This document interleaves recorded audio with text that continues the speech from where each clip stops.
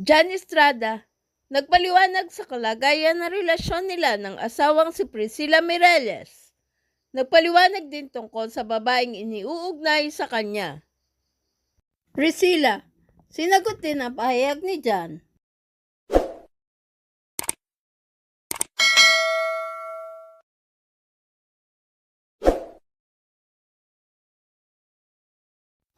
Sa kanyang social media account, naglabas ng pahayag ang aktor na si Jan Estrada tungkol sa kalagayan ng relasyon nila ng kanyang asawang Brazilian beauty queen na si Priscilla Mireles.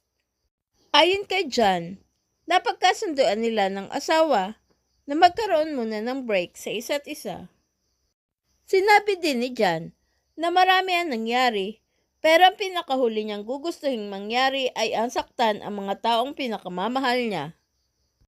Binigyan linaw din ni Jan na wala silang relasyon ng babaeng si Lily Holman, na aniya ay nakilala lamang daw niya sa Boracay. Sa huli, nakiusap si Jan ng privacy dahil ang usapin umano ay pribadong problema ng kanyang pamilya. Priscilla and I have mutually agreed to take a break for quiet some time now. There's more to the story, but the last thing I want to do is to hurt the people I love. I want to make it clear that I am not in a relationship with Lily Holman or any other woman for that matter. I just met her in Boracay. I had a short break from work and felt the need for a breather. This is a private family matter. That's why I ask for privacy as we deal with this. Thank you. Samantala, agaran sinagot ni Priscilla ang pahayag na ito ni Jan. Ayon kay Priscilla, nagulat siya sa mga pahayag ni Jan. Wala umano silang anumang napagkasunduan na magkakaroon ng break o anumang paghihiwalay. Mag-asawa pa rin daw sila nang umalis siya sa Pilipinas at nananatili silang kasal hanggang sa kasalukuyan. I am deeply shocked and disheartened by Mr. Estrada's recent public statement. To clarify, there was never any mutual agreement regarding our separation. We were married when I left the Philippines, and we remain married as of this time. While there's indeed more to this story, it is not the appropriate time to delve into these details. Regardless of what those may be, however, it won't change the course of fate. I appreciate your constant support, kindness, and love during this difficult time. I trust that in due course, all will be resolved appropriately. Thank you for your understanding, Priscilla Mireles.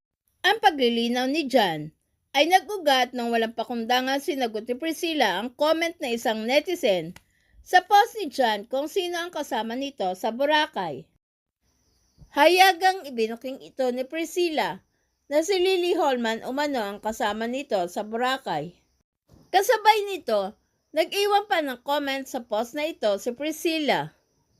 Looking very divorced, Mr. Estrada at Lily Holman. Sa sariling social media account, naglabas din ng saloobin si Priscilla.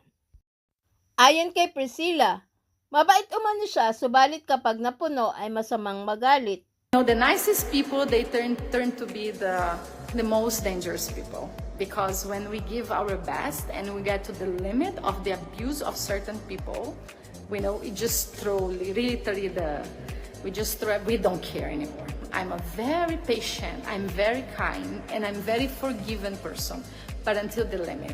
When I get to my limit, I'm sorry. I don't think I'm the best person for you to fight. I need to say, I had enough.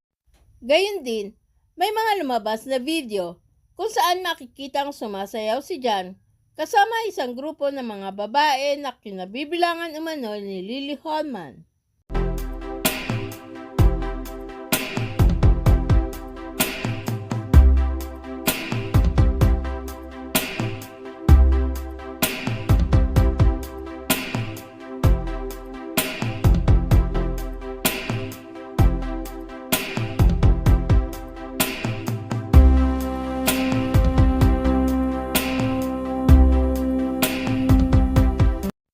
Please subscribe and hit the notification bell para ma-update kayo sa sunod na showbiz news.